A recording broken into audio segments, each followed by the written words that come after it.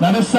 místě v turnaji ročníku 2004 se umístil tým FK Mladá Boleslav Růžový.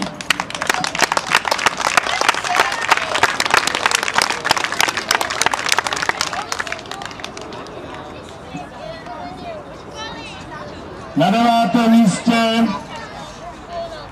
SK Motorlet Praha B.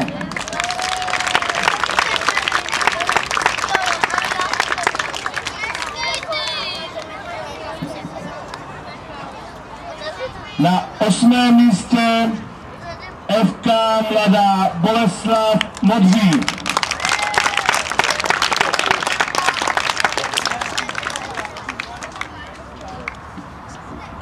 Na 7. místě FK Litoměřice.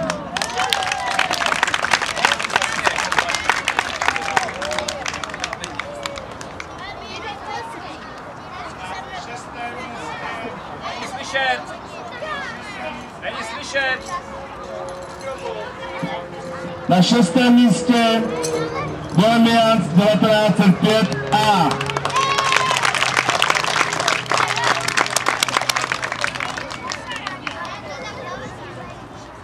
Na 5. místě FC Viktoria Plzeň.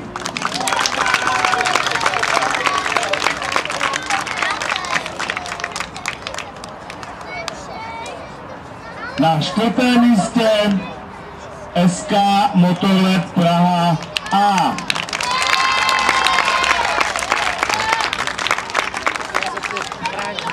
Přejdeme k vyhlášení individuálních cen. Pro cenu za nejlepšího střelce turnaje si přijde hráč z týmu SK Ďáblice, Němec Šimon.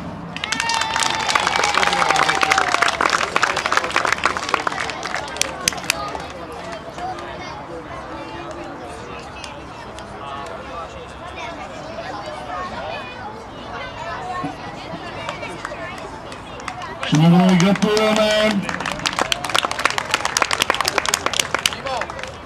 Pro cenu za nejlepšího brankáře turnaje si přijde brankář z týmu FK Mladá Boleslav Petr Lukáš.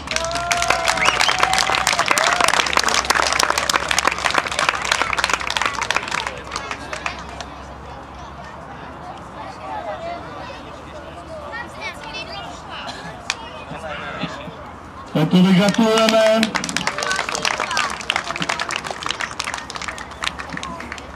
A pro cenu za nejlepšího hráče turnaje si přijde hráč z týmu Bohemians 1905A Matěj Šulín.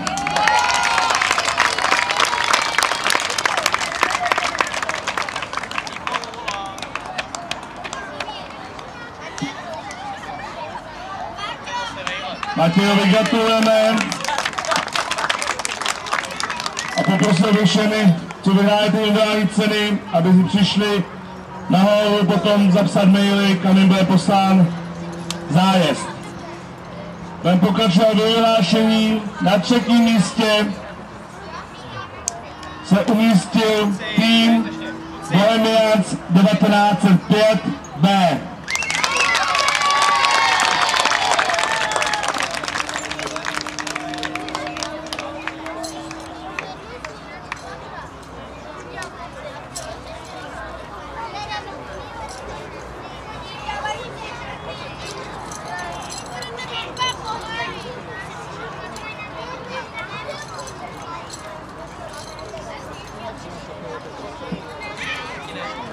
Týmu Bohemians 1905 gratulujeme.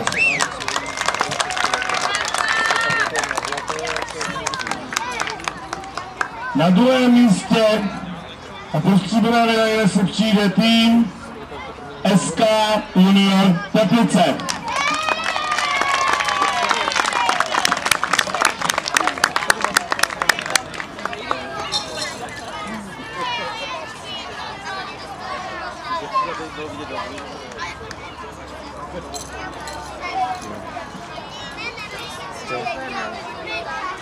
jakožto tyhle ty dva poslední zápasy byly super.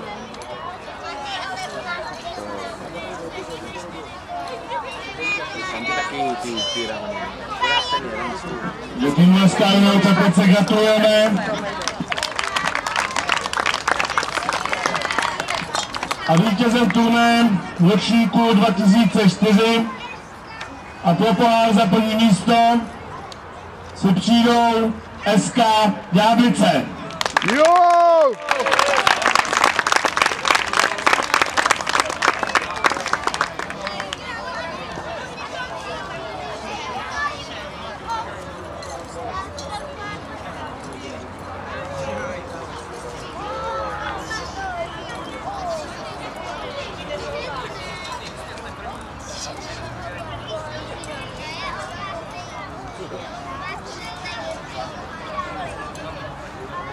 Hej, to mějte si tam, kde máte.